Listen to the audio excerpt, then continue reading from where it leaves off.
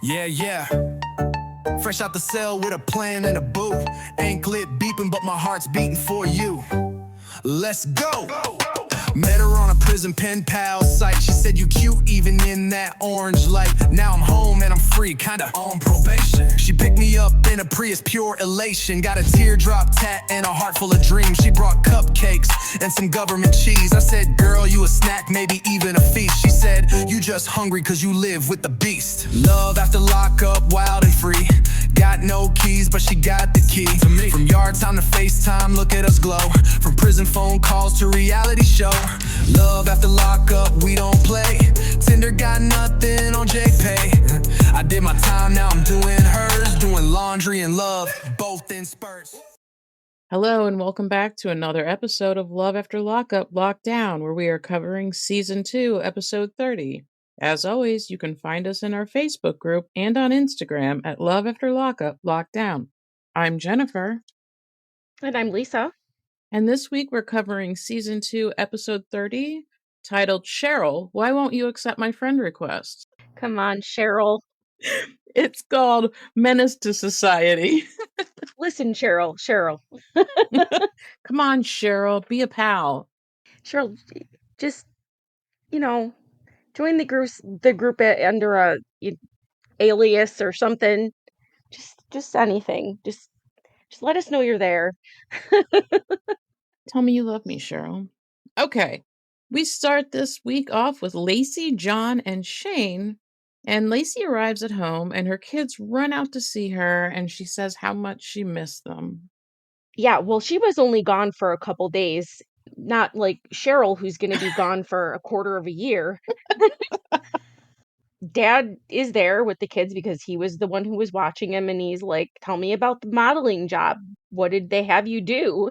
Yeah, and she says she's not ready to tell her dad about Shane yet. You're never ready to tell anyone about anything. No. And honestly, I was thinking the type of modeling that we know that Lacey does, why would her dad be asking? Who knows what lies she told him? Yeah, she's a high class model, a supermodel. Her dad tells her there was some damage to her backyard from the storm, and when she goes out and looks at it, she says that her backyard is a representation of her life. Yeah, and also she says that she's got to get the yard guy out there, and I'm like, what is a freaking yard guy? That's what I'm wondering. I was like, what the fuck is a yard guy? First I was like, landscaper, but what does he have to do with your umbrella?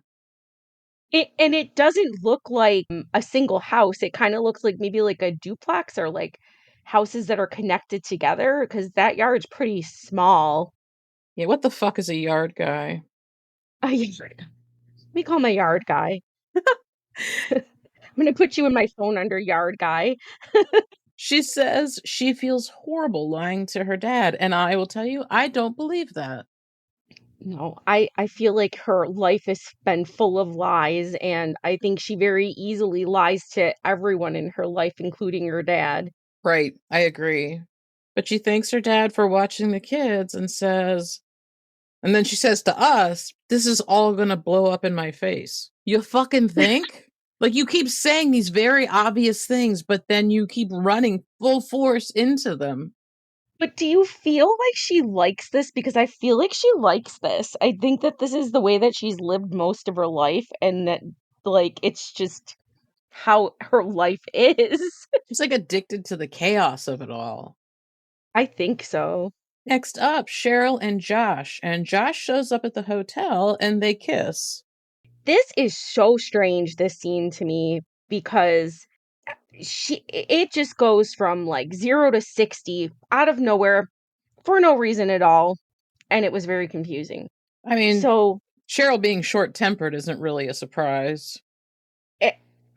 she's really short-tempered because I couldn't even see a reason for her to get this upset. So she's asking him how it was to sleep with the ankle monitor on, and he says that it was hard. I would imagine so. That has to be really uncomfortable. Mm-hmm. He says he's allowed to be out from 5 a.m. to 8 p.m. to abide by his curfew to make sure his ankle monitor doesn't go off. And he has to call once a day. She says that Josh is her Prince Charming, but her Prince Charming comes with glitches and that he's like a cheap laptop. How sweet. So sweet. The turd burglar says he's like an old laptop. Oh, it just fits. She asks him about his restitution, and he says he owes $84,523 and some change because when he was younger, he got into a few high speed chases with the police and wrecked some cars. He's making $40 payments a month, and Cheryl says, how about we start with $100 payments? Whether it's 40 or $100, it is going to take at even $100 an immense amount of time. He will not pay this off in his lifetime, especially not at $40 a month. Right. It would take him 177 years to pay off that debt is $40 a month. And I'm sure you can do the math on 100, not many years less. So I get it that she wants him to pay more, but this isn't a mortgage, Cheryl. I mean, it's not going to cut down the he The should time you just pay the 40. Yeah, he should just pay the 40.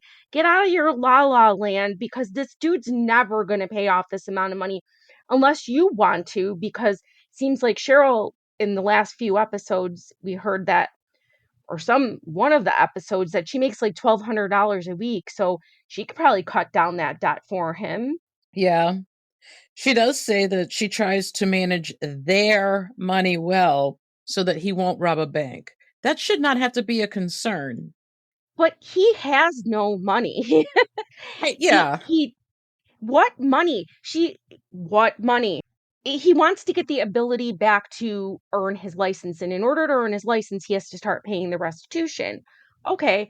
But he's saying, well, I can't get a job if I can't get my license because I can't get to the job. Bullshit. Have you heard of public transportation? What about a bus? What about a cab? Uber, Lyft, one of the many things. A exactly. bicycle. Mhm. Walk your ass. Just get a job at the friggin' Chick-fil-A on the corner, dude. Don't use that as an excuse. But I would expect that he's going to use that as an excuse because I guarantee you this is the what we're going to see here. There's just going to be a bunch of excuses. I mean, him saying that there's no way he's gonna pay $100 in restitution until they agreed to give him back his license, that's not the way things work. I don't understand. No, it just didn't seem like he even had an idea of how he was going to pay the $40 because he's just talking about how he can't get a job. How about we just try and attempt to do something other than just live off of Cheryl's money here, Josh? I see people walking to work and taking scooters to work. I mean, if you want to get there, you will. Yeah, I mean, well, I don't know what year this particular episode was from, but now people use e-bikes as vehicles Mhm. all year round.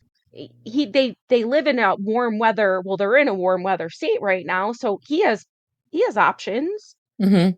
So they start arguing, and she said that she's going to pay his restitution, but he says he's refusing to let her do that.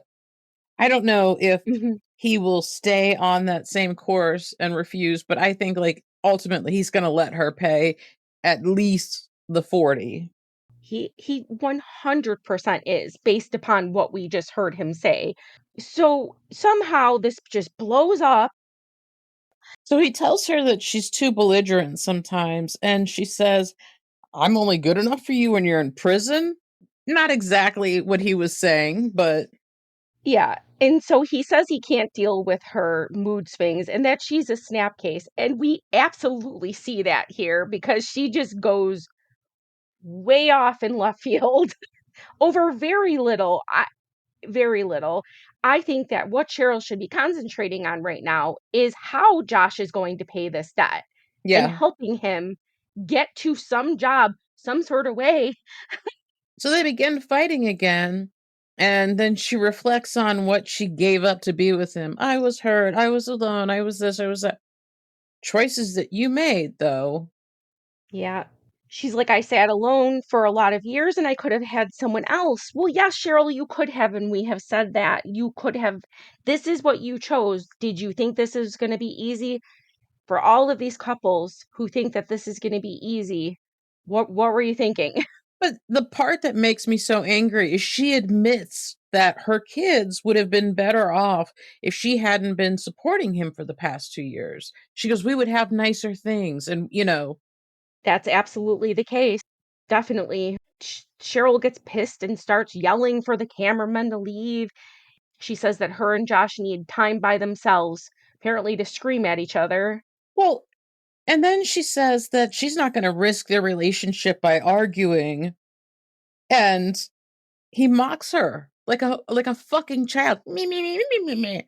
How old are you?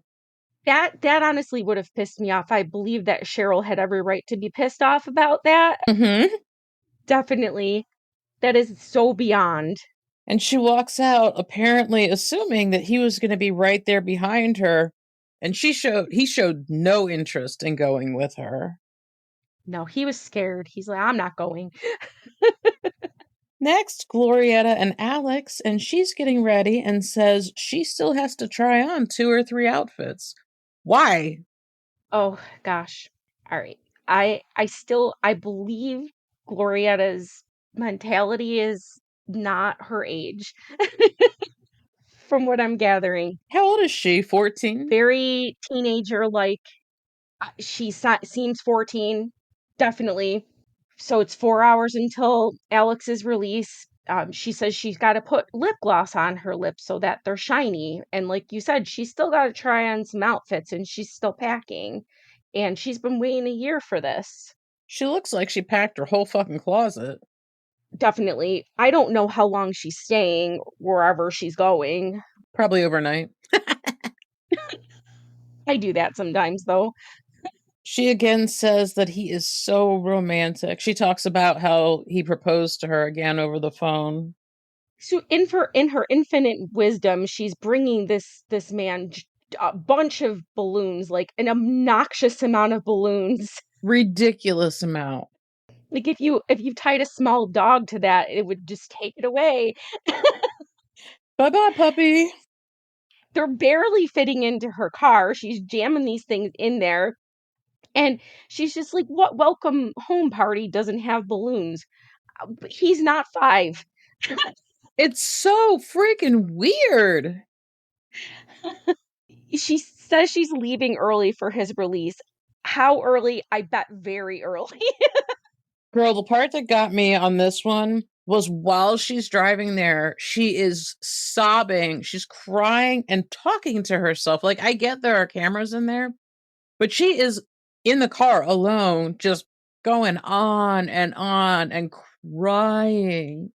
She's crying, I can only assume because she's happy. But then she says, "Oh, I've messed up my makeup." And then she starts crying even more Mm-hmm. because now she's crying because she messed up her makeup. My notes say she continues to cry and talk to herself for a concerning amount of time. It really, for real. So she gets to the prison at 9 a.m. and gets the balloons out of the car. How she did this. I don't know, man, but she takes the balloons inside the prison. It's so crazy to me, the different rules of these different prisons that these men are in. Right? Some are so super strict. This woman's walking into the prison with massive balloons and they're not doing anything about it. But eventually she does get back outside somehow. I don't know why or how. And she's out there standing with her balloons and she's freezing. She sees herself growing old with him and having children with him until they die. Until we die. Until who dies? All of them? She's wondering why it's taking so long for him. And then she hears what are presumably gunshots. It was so weird. That was definitely gunshots, but I'm just guessing that there's maybe like a practice range It has to be. or Yeah. something. Yeah, like some sort of law enforcement gun range or something. And she does say that she's hoping for a summer wedding. Aren't we all? Aren't we all? Next up, Andrea and Lamondre. And Andrea says today is going to determine whether her and Lamondre have a future together. Yeah, this makes me sad. You know, Andrea, I don't think she deserves this. She had higher hopes than what Lamondre is dishing out here. So basically, she needs some answers, and she's meeting with Detective Ray. And he says that Lamondre is possibly going to be in jail for 5 or more years, which makes a little bit more sense based upon his original sentence, and that he has to go back to trial. So apparently, somewhere along the way, Lamondre got overzealous or overexcited about the fact that he maybe won an appeal, but it didn't mean that he was getting out. So that, yeah, the question becomes, did he mislead her and tell her that he was going to get out, knowing that he was not going to get out? Was that all a lie? It sounded like maybe he's in there for many different charges, and each different charge has a trial, separate crimes, or maybe I don't know, but I think that the detective said like he won like one of his appeals, but that didn't mean that that meant he was getting out. Right, and Andrea says that Lamondre never explained any of that to her, so she was obviously upset, and finding out that he's gonna be there for another 5 years is huge. Yeah. Well, at least 5 years. Right. So it could be actually longer than that. The detective did not sound optimistic on whether it would be any less. She tells the detective that he said he'll be out in a few months and she shouldn't be concerned, and the detective says that's not happening, he's just hoping that's what's gonna happen. hmm So I think that Lamondre lived a life where he got just anything he wanted when he wanted it, and he's just living that same way in prison. Like, if Lamondre wants to get out, Lamondre is going to get out. That's what it seems like. So, she Andrea says that she feels like Lamondre is a changed man. The detective explains that if you cross Lamondre, he will retaliate immediately. He says that when Lamondre gets out, she will see the real Lamondre. And I believe this, and I think I said this. I think that that is 100% the truth. Right. The Daytona Beach Police Department, Lamondre was in the top 5, and that he believes that Lamondre is still a menace. Oh, yeah. So he said every agency has a top 10, and Lamondre was in the top 5 of that top 10. So that's crazy. To think that you can change a man like that, I don't know. Especially one that we know is still doing criminal activity behind bars because he's spending money that was obviously earned through crimes. Well, just the fact that he's lying to her, I mean, he just straight up lied to her multiple times. Mhm. The detective tells Andrea that he thinks she's just a means to an end for Lamondre. Mhm. So yeah, he wants her to know that people think that when men or women go to prison that they're rehabilitated, and that is usually just not the case. I mean, it is sometimes, but The detective says that if she were his daughter, he'd tell her to walk away. yeah. That was I feel like that was a good thing for him to say, so that he didn't have to say that. He doesn't have to try to save Andrea, but he is. He doesn't really know her on that level. I'm surprised he's talking to her, honestly. Mhm. She realizes that Lamondre knew the whole time that he wasn't getting out, and he probably knows that and that he does know that in few months he's also not getting out. I'm not so sure about that. I think that he does think that, but it odds are bad and he's just hoping. Next up, Lizzie and Daniel, and he's been out for 2 days, and she drops him off at his mom's house. Yeah, so he's been staying with Lizzie, enjoying her company, and he wants to be living with her. He does not want to be living with mom. It's just they Understandable. fight too much. Oh, Mhm. absolutely. What is he, 24, I think? Sounds about Who right. wants to live with their mom? Yeah, at 24, especially this mom. So he has to stay there. I'm not exactly sure why, because he's not on parole, but he has to stay there, and she's upset that he doesn't want to be there. Yeah, I don't think he actually does have to be there because we definitely know he's not on parole. He said it. He said he's scot free. Like he's done. Right. So I'm not sure why that was said, but some of these are confusing. So Lizzie has definitely gotten her life together more since he's been in prison. So for that, he's happy for her. He tells Teresa that it's cramped and too quiet at her house, and he says it's not a good place for him to be. And he says they're always arguing. And she's like, "That's the past." And he's like, "Yeah, but you bring it up constantly, all the time, every day, given it's only been 2 days." But she's saying that's all in the past, while also telling his family the day before that Lizzie makes him drink, or Lizzie drinks. At this point, I don't see Lizzie stressing him out. I see mom stressing him out. And we know that if you're a drug addict, if you get stressed out, the number one thing, number one reason why you'll Right. turn to drugs is just being overly stressed. So I don't know what mom's whole deal is here, thinking that she's better than him staying with Lizzie while his mommy is controlling his life and who he can be with, what he can do. I don't know what she's thinking. Mom is always butting into his relationship, and he's always bad, and I'm sorry, and she's always bad mouthing Lizzie, and it's just hurting him, and he's just aggravated with it. Right. Daniel and Teresa are arguing. She's like, basically what she says is she's afraid of his addiction. And that's a fair statement and it's understandable. But he says that she only brings up the bad things and he doesn't want her to be involved in his relationship, which is what Lizzie told her from the beginning. hmm Again, she has to bring up the fact that Lizzie was not supportive to him. Daniel did say that Lizzie never came to visit him in prison, and most of the letters that he sent to her, she never even wrote back to. Apparently, there was like a 14-page letter that Lizzie never even responded to.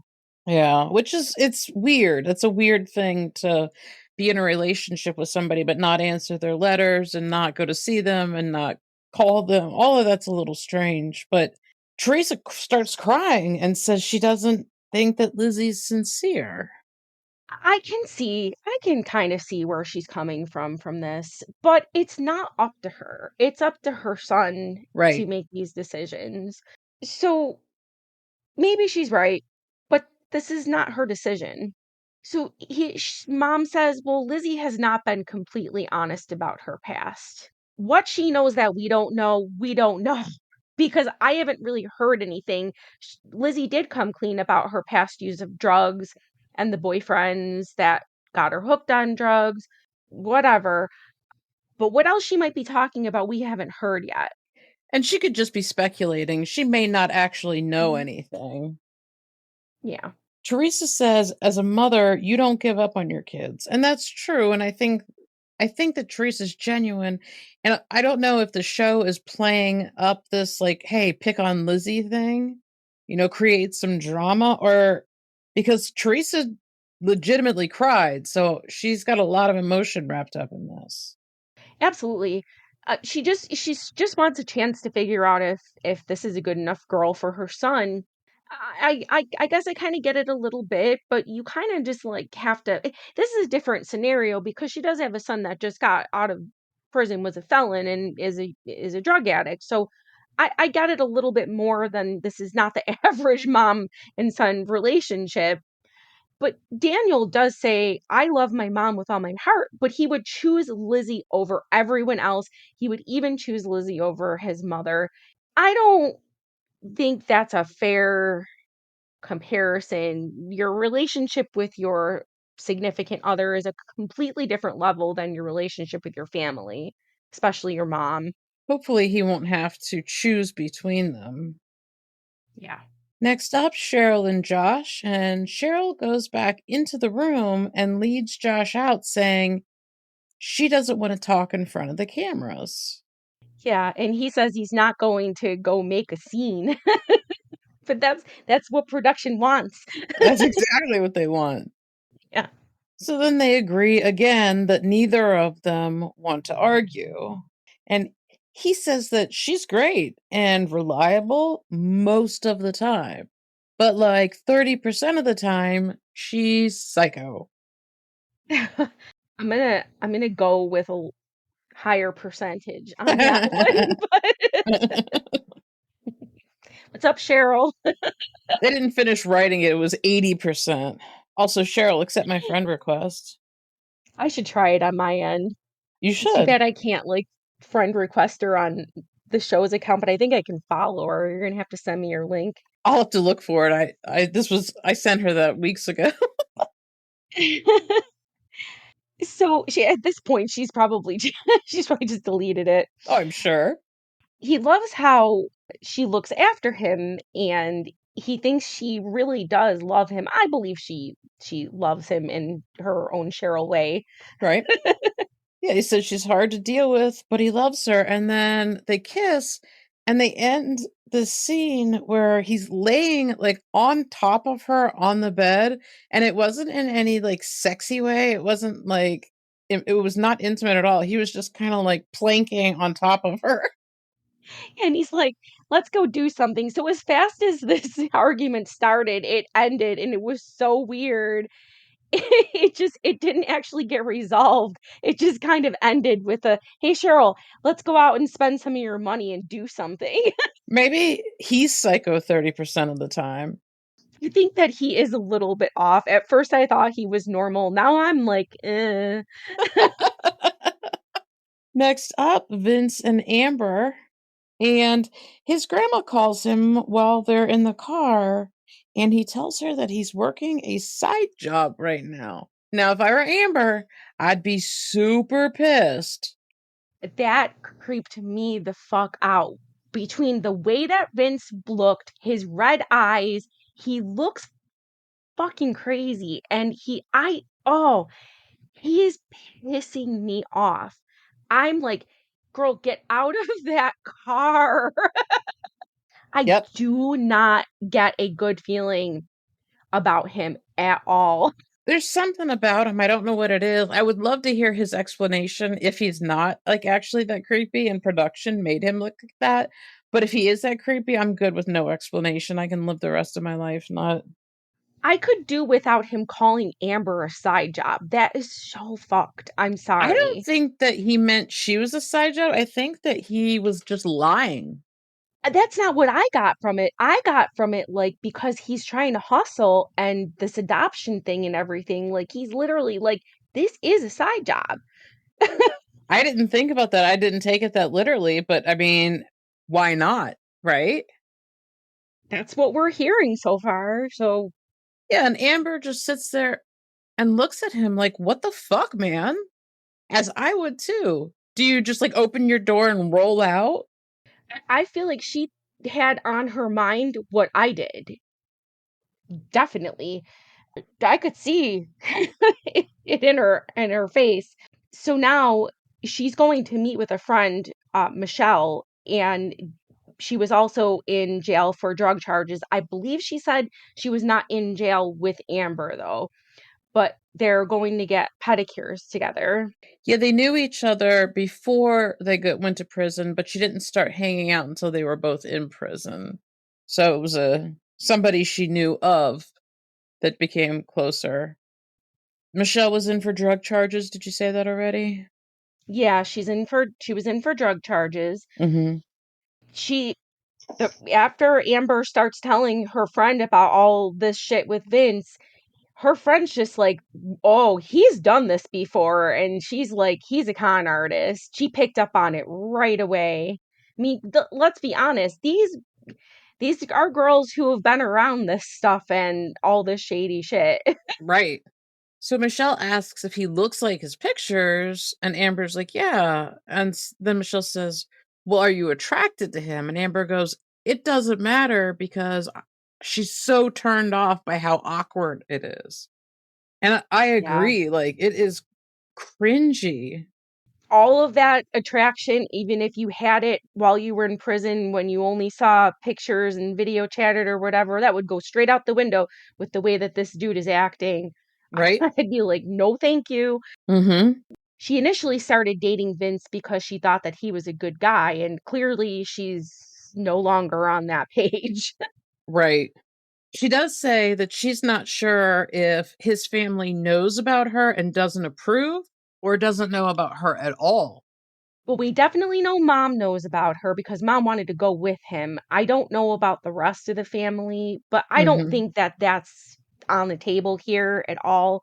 I understand that she's thinking that, but I don't think that's the case. We'll see though. But they're gonna basically go out with Vince tonight, her and her friend, to find out the truth. And I cannot wait to see what this comes Right? out with. Yeah. Next up, Lacey, John, and Shane.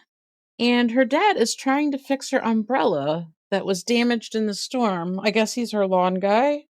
Yeah, he's like, "Oh, they sold you the wrong stand with this," which is a total dad thing to say. He seems like a genuinely great guy. He does seem pretty nice. So dad asks how long it's been since John called her, and she says he's probably on lockdown and that's why he's not calling. Yeah, she says that he's ignoring her calls, which it's the complete opposite. She's ignoring his calls. She can't even call him, can she? I that's a good that's a good point. I don't know. She says her feelings for Shane have grown, but she's known John for so long that she can't just count him out. And let's let's just put this out there. She keeps calling John Sean. I hate it because I cannot understand what she's saying. I'm like, who the fuck is Sean? And then I'm like, oh, she's saying John. So, my observations last night when I was watching this episode were that either she is slurring her speech because of her lip injections or she's on pills, some sort of prescription pain drug or something. I don't think she's drunk. I don't think she's drinking. I don't know which one it is. I know that the group has speculated, our Facebook group has speculated both. I don't know. I don't know what's causing it, but it's not all of the time, but she says Chon and she says Chain, and it's not even within the same episode. It'll be Sean and, or I'm sorry, John and Shane, and then 10 minutes later, it's Chon and Chain. Exactly. It's only certain times, which makes me think that either this was recorded when she just went and got her lips plumped up, or she's on prescription pain relievers. Pills or I don't something. I Yeah, Yeah. pills or something, because it is not all the time. Sometimes she very clearly says John and Shane, and sometimes she says it not so clear, but we've also heard her say other words not clear. Hmm. She says she hasn't really dated men who weren't inmates. That doesn't surprise me. Yeah, so she says if they're not inmates, everything is boring. Sex is boring. She just does not prefer this, or I'm sorry, she just prefers inmates. Dad reminds her that John still has 10 years of probation after he's released, and that if they're together, she also has to do that with her kids. Yeah, exactly. It affects their lives too. But shocker, she tells Dad that she thinks that Marlo, which I'm assuming is her youngest child, might be John's kid. Right. He seemed really disappointed by that. Hmm. She says lying to her dad is difficult, but way better than the truth. And that tells me who you are as a person. Yeah, well, she was still married when she hooked up with John and then she got pregnant. So it's very likely, she says, that Marlo could be John's child. And Dad says, like, how would you like it if you were 6 and you suddenly found out that daddy is not daddy? Mm-hmm. Yeah, and she tries to tell her dad that it was just a one night thing. Yeah, right. No, I think we know that. I think we definitely know that's incorrect. So they're going to get a DNA test when he gets out. I am not sure that we heard at all whether or not John knows this. I don't she didn't say, but I would assume so. And her dad says, "How could you put yourself in that position?" And I just thought, if you only knew, man, if you only knew. She does say that if John turns out to be Marlo's dad, it's going to be very difficult for she and Shane to get together. And that absolutely makes sense. That throws a huge wrench into all of this for her. Next up, Cheryl and Josh. And Josh says the last time he was in a bank, he was robbing it. Yeah, they're just gonna make a bank account for him with what money? I guess Cheryl's money? I don't know. You can't just open a bank account and not put any money in it. You have at least, I think it's at least $20 or $50. It's their money, they're putting their money into the account. I think it's a joint account. Or she's a nutcase. Why would you be making a joint account? Wow. Why would you be making a joint account with this man at this point? What is wrong with you?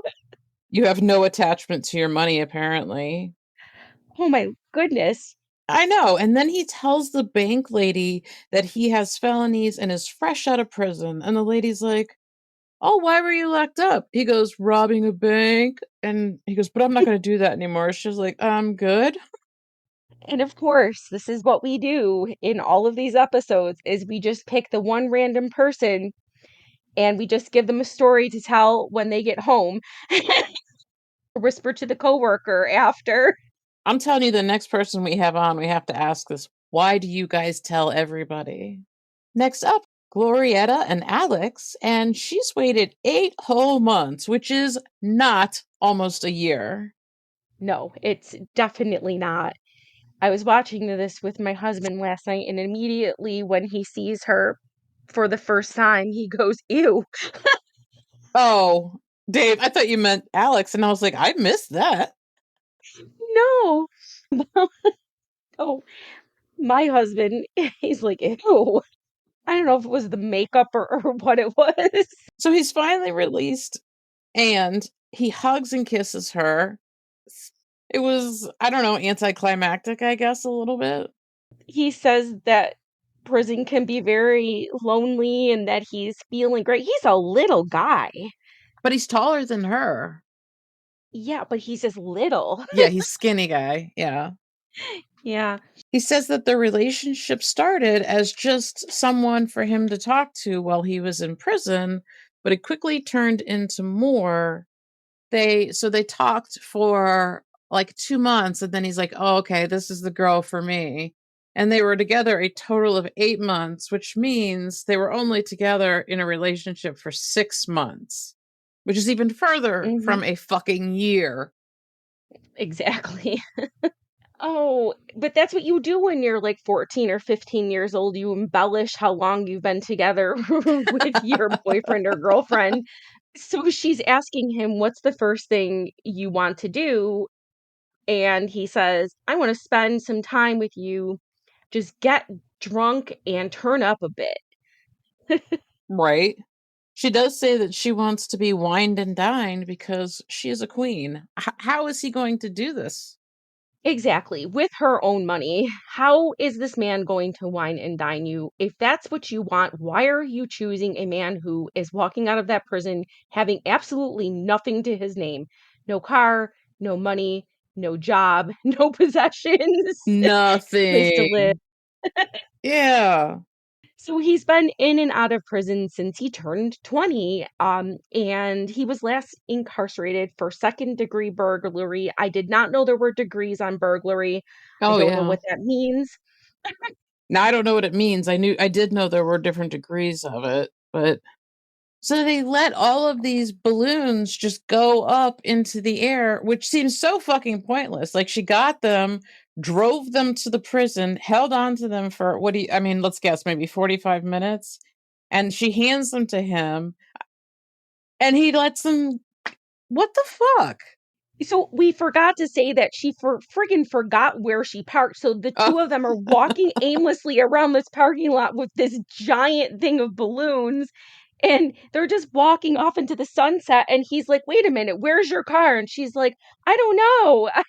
No. I lost my car. Yeah, she's like, "It's a little red." I don't remember what she said, Kia or something like that.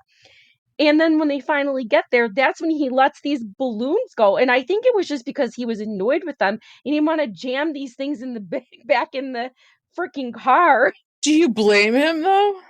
Those were Yeah. ridiculous. That was a ridiculous amount of shit. Uh-huh. So next up, Lizzie and Daniel tells Teresa that she needs to invest time into getting to know Lizzie. I could not get it out of my head that she's just standing there in the doorway with this cig hanging out of her mouth, just having this whole conversation with this cigarette on the end of her lip. I'm like, oh, mom. Lizzie pulls up and her and Daniel hug and kiss, and she tells Teresa that she was really hurt by her calling her a borderline alcoholic. Mm-hmm. Yeah, they're basically gonna full on have an argument here. Mom knows that they're gonna meet up with friends at a bar, and of course we're back onto the alcohol thing. She's concerned about Daniel's drinking, and Daniel says drinking did not lead to his drug use. Likely not. I don't know that I believe in gateway drugs. I mean, you use one, I don't think it's legal, but I don't know. You know, It I know that depends. weed's not a gateway drug, and they preached that to us the entire time we were growing up. Oh, yeah, absolutely. I heard that. Oh, couldn't more than I can imagine. I remember being scared of marijuana. Yeah, right. So, like, it was a hard drug because that's the way it was represented to us when you were born in the 70s. Yep. So when Lizzie pulls up, she says Teresa's causing tension in their relationship and she's going to put an end to it. Mhm. They're just screaming at each other, and Lizzie's like, "Don't judge me," and she's saying, "This is all bullshit." Mm-hmm. And Daniel joins in briefly and defends Lizzie. And I feel like Yeah, Teresa's genuinely worried for Daniel, but she's handling it poorly. that's said very well.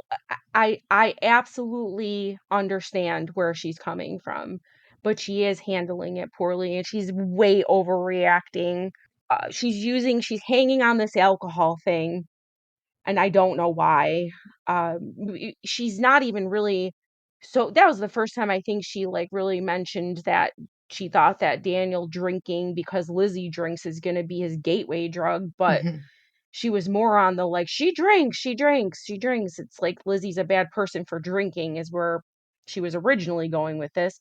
But we do know that Lizzie is literally going to school to help people like Daniel. That's Right. what she's gonna do. She wants to be a social worker. Hmm. Now they end up all making up, and Teresa hugs Lizzie, and Daniel's like, "What the hell? What It was the fuck so is going weird. on?" It was so weird. They were just kind of like, "Oh, okay, everything's fine now." And then Lizzie and Daniel just take off to go to the bar. Okie dokie. Yeah, I don't think that they for once think that this is the end of this, but whatever. We wrap this week up with Lacey, John, and Shane, and Lacey's getting ready to go see Chon. Ooh, this scene she was really really slurring that speech. So her cute little daughter's there. They're doing their makeup together, and she's feeling really nervous and understandably. He calls her and says she's been ignoring him and blocking him, but he doesn't seem upset by it at all. And she says, I just didn't want to argue with you. I feel like this is like a vicious cycle that they're just always in because of the Probably. fact that he didn't really react to it. She says she and Shane fell in love with each other. Do I believe that? I think not. I don't think that they fell I think they fell in lust with each other. Hmm. Uh if I mean, that's what I saw. She says that she's going to go talk to John and it will go either really bad or really good. Well, no shit. Yeah. So she does get to the prison. She walks up to the counter and she says she's there to see Sean. And she said she's afraid he's going to be angry. And I guess if you're going to tell somebody information like this, them on the other side of glass is probably your safest bet. Yeah, it like certain people will take certain people. Some people, if they have something pivotal to tell someone, will take them into public. But this is even better. Just go visit him in prison. He's behind bulletproof glass while telling him something like this. Who was your VIP this week? Lacey's dad for just being so awesome and helping her out and just being seems like very supportive to her, fixing her umbrella, watching the kids. Just seems like a good guy. He does seem like a good guy, good dad. That was who I chose also. Lacey's dad is my VIP. And your POS? I think I'm gonna go with Lamondre just because let this woman go. Right. Let her live. Stop it. Stop controlling her with your money. Just let her live. So this is the first time that we've had the same VIP and POS. I felt like it was Oh yeah. kind of hard to choose with this episode. There were a lot of POSs in this episode versus VIPs, yeah. So that's about it for this week's episode. If you enjoyed the podcast, head over to Apple or Spotify to rate and review. If you'd like to continue the conversation, join our group on Facebook at Love After Lockup, Locked Down. Listen every Wednesday wherever you find your podcasts and keep those notifications on to be the first to catch bonus episodes. And in the meantime, don't fall in love. And don't get locked up. First date at Walmart, keeping it low. Told the clerk, don't judge me, I'm on parole. I brought roses, okay, 1 rose from a gas station. She said, oh babe, now that's validation. We be vibing in a halfway suite. Microwave dinners, romance elite. She my ride or die, she brought me a phone. Even snuck it in once, pre-release song. She hold me down like a key-o with charm. Except she don't mace me or twist my arm. We write vows in Sharpie on my court docs. Judge said no contact, but we beat the clocks. Love after lockup, cuffed and proud. Matching jumpsuits, now we rockin' the crowd. She said, don't mess up, I said, bet. Now we're TikTok stars with no regrets. So here's the love and second chance thrill. From a concrete bed to Netflix and chill. They said, don't catch feelings, but I caught a case of butterflies, girl, not just in one place. Ankle monitor beep. Oops, curfew gotta bounce.